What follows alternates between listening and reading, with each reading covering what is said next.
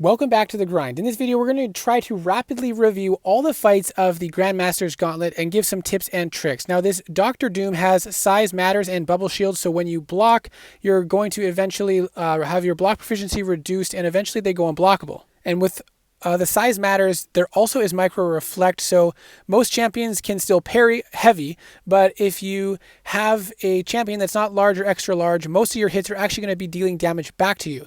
I was able with Aegon a couple times to get over 100 combo on the meter, but I decided not to try to ramp him that way because he just ends up taking a lot of damage, and I just decided to stick with Quake for this fight. But if I was able to awaken my Archangel, I definitely would have brought Archangel in for this fight. He is definitely an MVP for this. Or really any champion that can rely on parry heavy mechanic.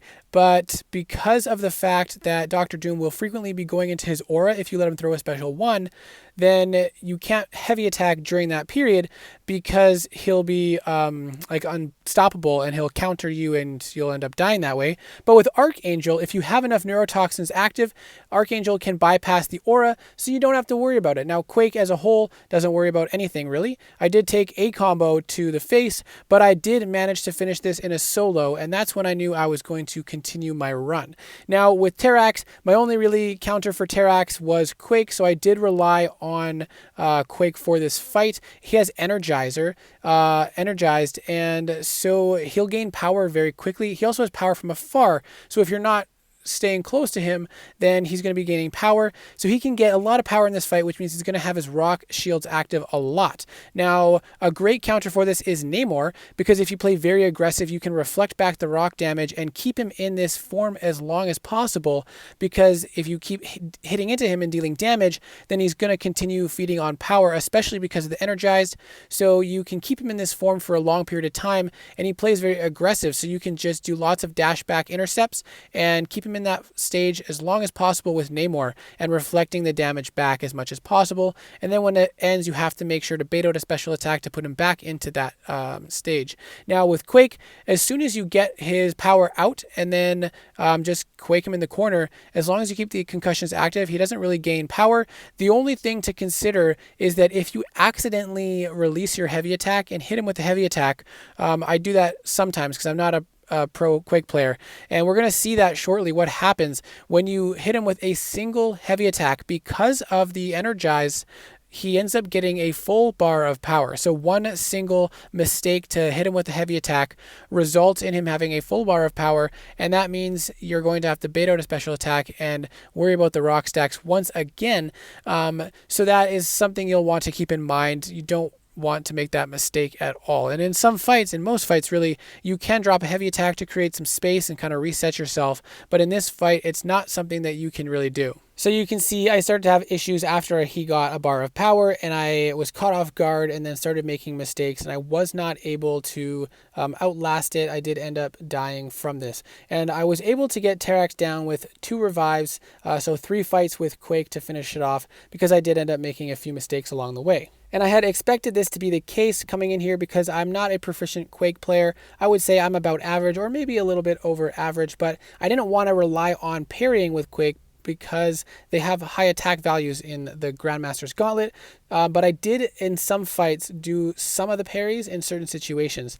So I went back in, and you can see once he ends up draining out his power, and you just kind of keep dashing back to avoid the damage. But once it's gone, because you're constantly charging heavy, he doesn't really get that power from afar, and you never have to worry about him gaining power unless you make a mistake. So 2 revives with Quake, 3 fights in order to finish off this fight. And I was okay with that because this was one of the fights I was most worried about. It ended up not being too difficult, and we ended up getting stuck on some other fights along the way, so not to worry, we'll share some big mistakes coming up. This next fight is Vision. I decided to bring Aegon to build him up and have some easier fights on some of the certain fights, but for Vision, you have to just kind of assume you're going to use some revives because he has Surging Vengeance. So he is going to throw a special 1, and then he is going to throw a special 2 next, and then he is going to throw a special 3. You cannot continue to bait out special 1s, and so you are going to eventually die. So what I did was I tried to play as aggressive as possible so he would gain power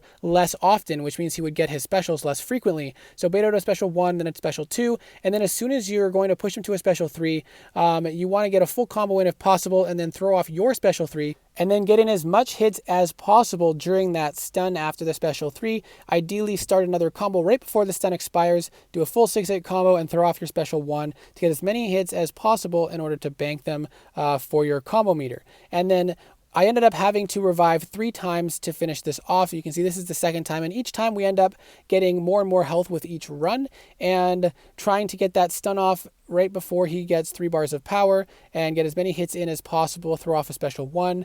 And I kept trying to intercept him as he stood up, but I was never really able to make that happen. So that was after the second run. This is after the third run, and then we're going to finish off the fight with our third revive, and we were able to bank pretty close to 150 hits with this. Unfortunately, we did not get to 150, which makes the Modok fight a little bit more challenging because he will auto block until we increase our combo high enough. Now the next fight is against Modok, and he has stun vulnerability, hard knock life, so you get the disorients when you parry, and then specialist 1, so your special attacks, only the special 1 will deal a little more damage, the others deal less, and then he's more likely to throw a special 1 and it will be unblockable. Aegon is a great option for this fight. The thing to consider is to make sure you have at least 150 charges. I didn't actually manage to ramp mine up, and I wish I had focused a little bit more on ramping him up in the start, but once we got above the 150, it did make the fight a lot easier. I ended up messing up a little bit at the end, so we went in with Magneto to finish it off. You will not get disorients on every parry, but when you do get a couple, I recommend just waiting out and don't parry again until you have a couple of them fall off, and then build up to your special 3, and the fight ends pretty quick. You can do it in probably 2 special 3s, I would say, would finish him off. Unfortunately, I did mess up a little bit and ended up taking some damage. But now on to one of the most annoying fights on this whole gauntlet is the Spider-Ham with Energize, Power Bond, defensive, which I don't think he's defensive. I think he's offensive. And then he has immunity. So you can't rely on champions that utilize debuffs in order to prevent evades. And also with Energize, he ends up throwing a lot of special attacks. Now you also do have Energize, so you build up your special attacks quicker as well, which is very nice. But I just found that the animations with Spider-Ham were so annoying. He seemed very aggressive. After you dex a medium attack, he ends up throwing like 2 or 3 other attacks as well. He also seemed to throw a lot of heavy attacks, which is odd with defensive, and because the timing just felt so off for me, I would dex back at the time he started his heavy attack, and then there would be a short delay, and while I was recovering, I would get hit. You can quake this guy, but because he's immune to debuffs, you can't stun him, so you end up having a very engaging fight, having to do a lot of dexing and quaking. Look how offensive he seems, just constantly going in and hitting it. It seems like there's no pause between his combos. So that was really tiresome, and I ended up messing up, and because I'm not a proficient Quake player, I decided to go an alternate option, and I went in with Aegon, who actually worked quite well, as long as you've got enough charges, or you're ramped up enough to cancel evade. The one thing to consider is you do not cancel the evade if you do not crit before he would evade. So you could see there, the first hit landed, but it wasn't a critical hit, so the next hit I missed. Another thing to consider is try not to push him to special 2, even though it's hard, because it's tough to evade. I ended up finishing it off with Quake after a few more revives. Now this Weapon X, the nodes themselves are nothing too special, but Weapon X is somewhat of an annoying champion to fight until you understand him. He does have enhanced healing though, so it is going to be a tough fight if you can't counter it. Now this allows you to ramp up Aegon quite nicely, because you can have like an indefinite fight and it's pretty easy, but I did try it a couple times and I ended up making mistakes around 150 combo meter, and I just decided to go an alternate route. So I used Magneto, and it took a couple fights with Magneto. As you can see there, once he's over 25 of those charges, he throws a special attack. He'll go unstoppable and unblockable. The unstoppable effect ends pretty quickly after. You just have to wait it out, but the unblockable effect lasts until he runs out of those red charges. So you can play aggressive and intercepts and wait it out, or you can just wait it out completely. But you can see here we're building up to a special 3 now, because you can freely parry when he's not in that berserker mode, or whatever it's called. And I think it was 2 special 3s really to finish off that fight. Now this fight against Thing has shifting immunity, so he's immune to poison and bleed, and oscillate, and all his special attacks are unblockable. Now with oscillate, he gets really tanky, and I ended up starting off with Aegon, but I gave up because, as you can see, we're getting close to 150 hits on the combo meter, and we've hardly done any damage. This is already, we're only at 80%, and so it ended up being a ridiculously long fight. I ended up making a mistake, and so I just went in to finish it off with Quake, and it actually went quite well. thing seemed like a pretty easy champion to quake against, and it wasn't that long of a fight overall, and it was relatively easy. It just took that one fight with Quake to finish it off. So I just ended up relying on Quake, and I unfortunately ended up relying on Quake more than I would like to. Actually, you see right here, 1% left. I ended up making a mistake, and the timer was about to stun him. So I just went in one more time and finished him off. Now, this Korg is also very annoying as Mixmaster. He's aggressive. He has flux dispersal, so you have to heavy him in order to keep your damage up. And every time you hit him, he gets a charge that increases his block penetration, so you really don't want to have to take blocked hits. So I went in gung-ho with Aegon, and I forgot I was fighting a Korg, and so I took a lot of damage back, and I just said, forget about it. I'm just going to Quake him. I think it took maybe 2 revives or 2 attacks with Quaked to finish off Korg, and I ended up practicing my Quake a lot on this run, more than I had hoped I would have to, but it worked out very well. And then this next fight is Dragon Man with Stun Immunity, Aspect of Evolution, and Power Bond. And so you can't really power control him. You can't parry him to turn off his power gain. And as he gains power throughout the fight, his block penetration increases. Now you can turn off his power gain by blocking his special 1. And you only need to take 1 hit into the block to do that. But then it goes on timer and keeps coming back throughout the fight. So if you keep doing that, you'll take a lot of blocked hits. And so Human Torch is a fantastic option for this, especially if you put the pre-fight ability on and get up some of those Nova Flames, or just build up to Nova Flames without the pre-fight. Magneto is also a reasonable option. He has the metal bonus there, but he's not really the best option, I wouldn't say, especially because you can't parry. It's really difficult to build up your prowess charges and work up to a special 3. But if you have no other option, you can brawl through this fight with him. I ended up not doing so well with Magneto, so I just revived Human Torch once or twice to finish off this fight. And then the next fight is going to be against Black Panther Civil War. Now he has Armored Assault, and he gains a lot of armor up, so he goes unblockable a lot. Plus he has Footloose, so you can't attack him after he throws a special attack. And he also has Arc Overload, which means he's going to be healing a little bit, not too much, but gets an armor up as well every 20 seconds. So you're going to be having to avoid a lot of his unblockable phase unless you have a champion that can frequently armor break. And so I went in with Magneto at first to give it a try. I was hoping to throw off a special 2 and then keep him armor broken the entire remainder of the fight. But you're going to see pretty soon that that didn't really work out. And maybe it was just really unlucky timing, but I threw off my special 2, got the armor break on there, and then I parried him and went to refresh it. But then when I hit him after refreshing it, I think the armor up just triggered, and I think that's why I screwed up that play and ended up not having the armor break anymore. Eventually I messed up and died, and then I went in with Ghost. And Ghost is a reasonable option for this fight because you don't have to worry about the unblockable phases. You can get your easy ins and then throw off your special attacks. I ended up messing up as well with Ghost, and then I went in with Aegon, who also works quite nicely, especially if you've been able to ramp him up very high, even to max ramp up. You can just go in and attack him without worrying about having to get ins other ways. You can just break through. I ended up messing up again with Aegon and just finished it off with Ghost. Now the next fight is Nightcrawler. I actually found this one to be a pretty simple fight. He does evade a lot, so you do need to have an evade counter. I did use Ghost, and the nodes gives Nightcrawler an increased chance to evade and prevents him from having his evade reduced by ability accuracy.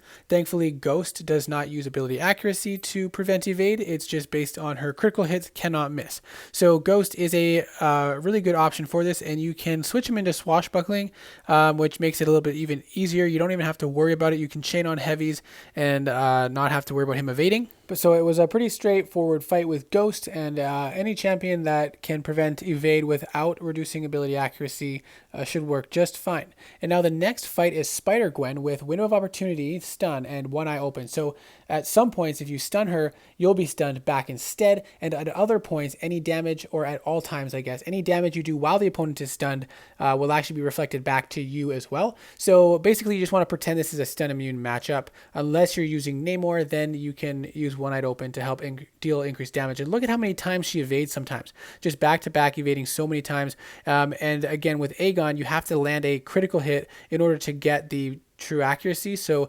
if you don't land a critical hit, or you're trying to intercept, then you might have her evade still on you. So you have to be prepared for that unless you've already landed critical hits and you can keep chaining them on. And if so, then it's a pretty straightforward fight with Aegon. Now, Domino, I use Ghost. So she's also immune to ability accuracy reduction. She has Limber, and she also has Matador. So you only gain power when she uses a special attack. So you want to bait out special ones ideally. You do have to be careful though that if you're unlucky, you don't try to evade her special attack because it can fail and you can take damage. Now, I struggled a little bit with this fight because if I didn't heal up to full, I would end up dying a lot from the critical failures. So I ended up having to heal up quite a bit for this fight, and eventually I made it work, getting to 2 bars of power, just sitting back, waiting, and then dashing back, throwing off a special 2, and then at the end I finished it off with a special 1, and because of the power shield on this note as well, you can deal some pretty big damage. Now, Mojo is a pretty annoying fight, especially if you don't one-shot him, because he has stagger, and so he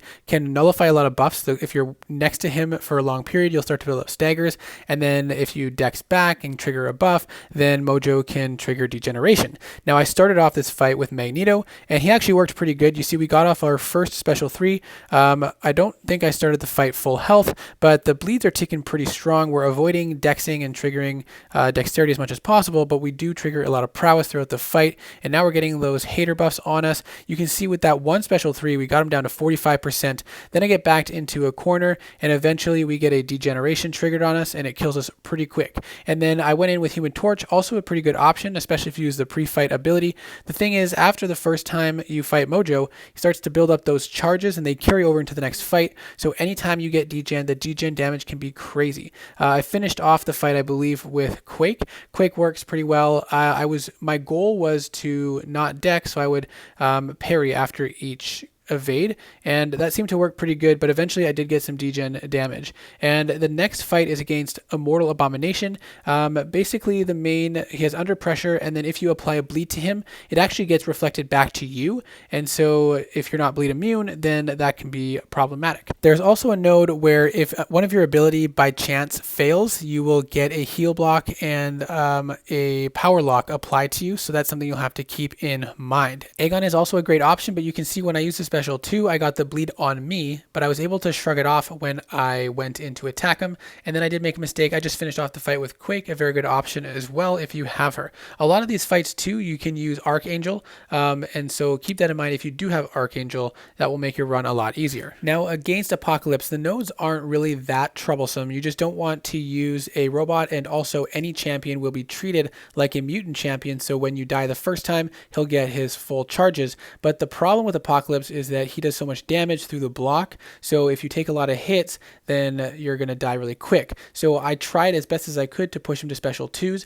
and then to do that, I would hold block to try to make him bait out a heavy attack and prevent him from throwing special 1s, and I am able to evade the special 2. I don't yet have the ability to evade the full special 1 confidently, so I did my best to try to push him to special 2 like this to evade it as much as possible, so I didn't have to take as much block damage. If you get lucky, you can time the phase at the right time to avoid some of the beams, but for the most part, I ended up just getting wrecked by the special 1. This might be one of the fights you just have to decide that you're just going to brawl through it and heal up to full so you can take as much block damage as possible. But Ghost worked pretty well overall. I did have to use, I think it was 4 revives to finish off this Apocalypse. Now the next fight is Sasquatch, and Sasquatch is one of the roadblocks if you're not prepared because of life cycle. He also has hard knock life, so when you parry, you will get disorients, as well as he has increased healing abilities, and he has power snack, so he gains more power, which can be very annoying as well.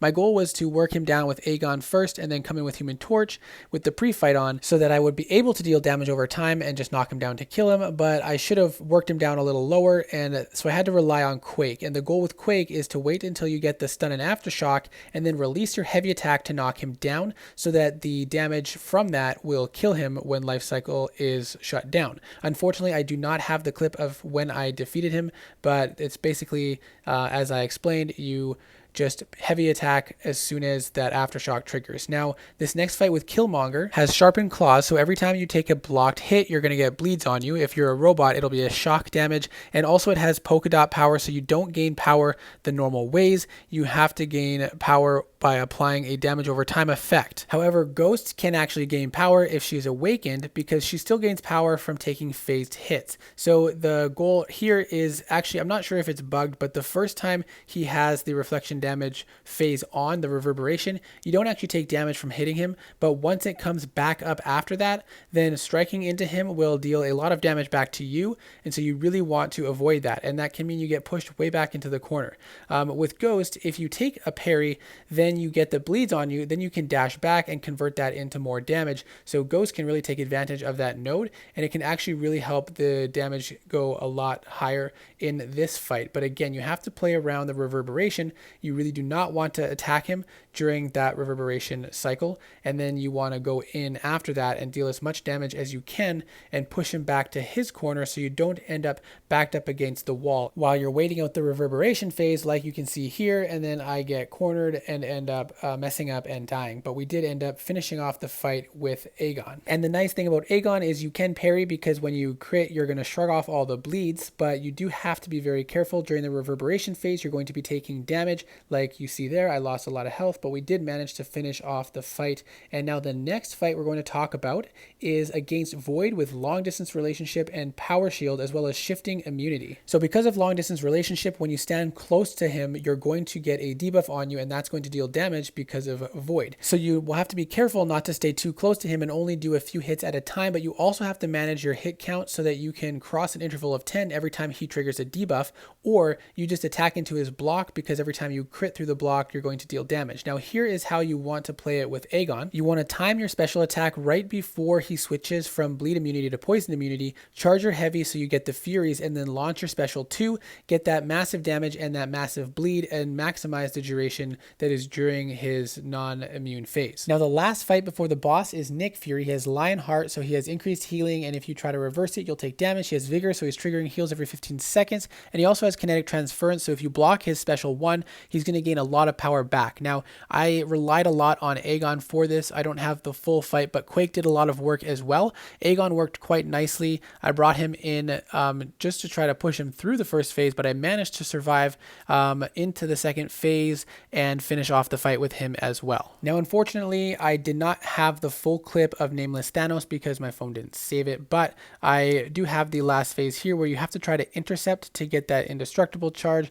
and then you won't take as much damage from the special 2. I did get a lucky intercept there as he stood up and threw off my special 1 to get as much damage as possible, and then he threw his special 3, but thankfully we have enough health to take it, and Aegon worked very well for this fight because he can deal so much damage, but pretty much any champion can do it. And then as soon as he finished his special 3, we stood up for a light attack and finished off the fight. I'm going to do my best to get a copy of a full fight so that I can do a full review of the Nameless Thanos fight for you guys as well. Thank you so much for watching. I really hope this was helpful. Good luck, and I hope to see you in the next video.